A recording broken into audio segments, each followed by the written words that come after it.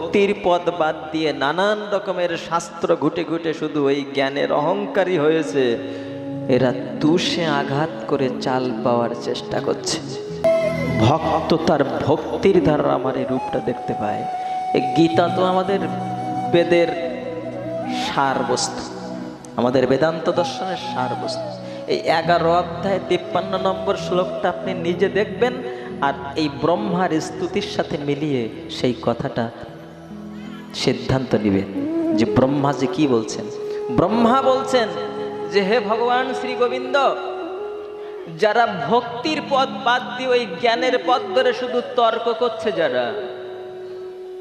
যারা ভক্তির পথে গিয়ে তোমাকে বুঝতে চেষ্টা করে না, তোমাকে ভালোবাসতে চেষ্টা করে না, তাদের কি হয় বলেন? স্থূল তুষ অবঘাতী নাম, তারা তুষে আঘাত করে চাল পাওয়ার বৃথা চেষ্টা করে।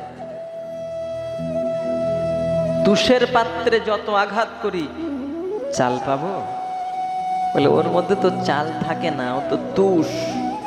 ভাগবতে ব্রহ্মার স্তুতিতে ঠিক ওই কথাটা বলেছে। ওই দশম স্কন্দের 14 অধ্যায় শ্লোক সংখ্যা 4 বলছেন, তারা তুষে আঘাত করে চাল পাওয়ার জন্য চেষ্টা করছে, যারা ভক্তির পথ বাদ দিয়ে ওই জ্ঞান আর যুক্তি দিয়ে যারা তর্ক করছে। এই জন্যে আমাদের গোস্বামীরা কখনো ধর্ম নিয়ে কারোর সাথে তর্ক করতে যেতেন না। যত বড় বড় পণ্ডিতেরা আসতো, বলতে বাবা আমি বেশি জানি না, আমি মহাপ্রভুর নির্দেশে হরি নাম কীর্তন করি। কারোর সাথে তর্ক করতে যেতেন না। ওই একটু তর্ক করেছিলেন জীব গোস্বামী, তাই তাকে বলেছিলেন দূর হয়ে যাওয়ার সামনে থেকে। দুধ ভাত দিয়ে কাল সাপ পুষেছি, কেন তুই পণ্ডিতের সাথে তর্ক করতে গেলে? হেরে আসতে পারিসনি? বলছেন আমি গুরুদেবের মর্যাদা রক্ষার জন্য কথা বলেছিলাম। গঙ্গায় স্নান করে পবিত্র হয়ে আসলি না যশ প্রতিষ্ঠার বিষ্ঠা গায়ে মেখে আসলি? ওরে জানিস, জগতের সবাই তোকে যদি বড় পণ্ডিত বলে, তাহলে তোর গায়ে ওই শূকরের বিষ্ঠার মতো খানিকটা সম্মান জড়াবে। ওই যশ প্রতিষ্ঠাকে শূকরের বিষ্ঠার সাথে তুলনা করেছে। বলে জানিস না, জগতের মানুষ যত সম্মান করবে, তত ওই দুর্গন্ধ জিনিস গায়ে জড়াবে।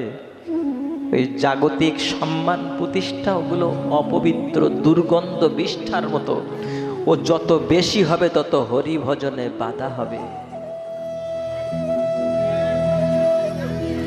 যত সম্মান পাবো, তত কৃষ্ণ বলে কাঁদতে বাধা আসবে। কৃষ্ণ বলে কাঁদতে পারবো না। জগতের মানুষ যত সম্মান করবে, যত বড় সাধু বলে প্রণাম করবে, আমার ভক্তিটা তত নষ্ট হবে। আর জগতের মানুষের কাছে যত দূরছাই শুনতে পারবো, যত অপমান পাবো, যত নিন্দা আসবে, যত লাঞ্ছনা গঞ্জনা আসবে, তত কৃষ্ণ বলে দু চোখের জল ফেলে তার চরণে শরণ নিয়ে কাঁদতে পারবো, হে রাধা মাধব করুণা করো বলে।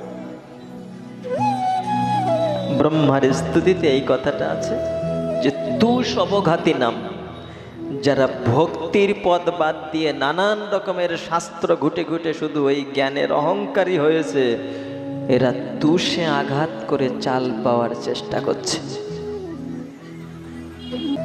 অন্তর থেকে মানতে চেষ্টা করতাম না, তাহলে ভিতরের অনেক অপরাধ প্রবণতা দূরে চলে যেত।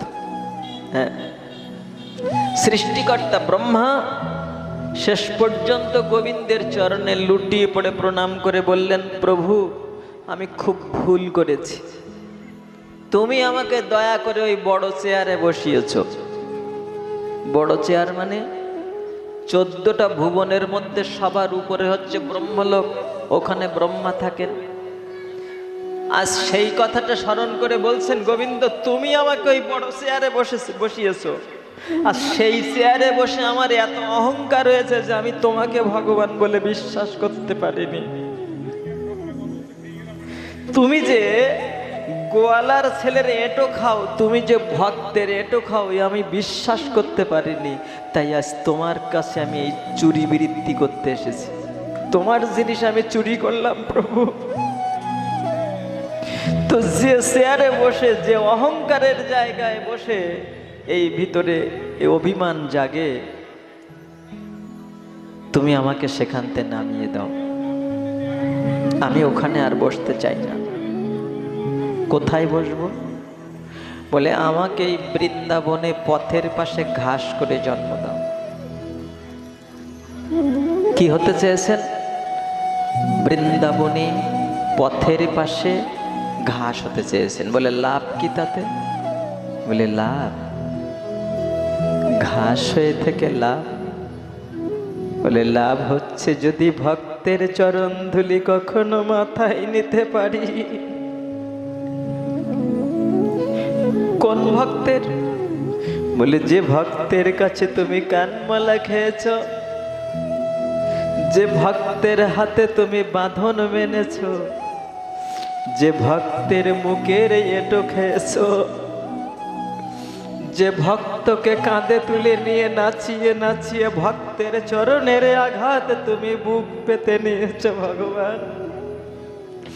ওই প্রেমবান ভক্ত যে পথ দিয়ে হেঁটে যাবে, ওই পথের পাশে যদি ঘাস জন্ম নিতে পারি, তাহলে ভক্তের চরণের ধুলি বাতাসে উড়াবে। আমি মাথা পেতে নিয়ে যদি কোনো জন্মে ভক্ত হতে পারি,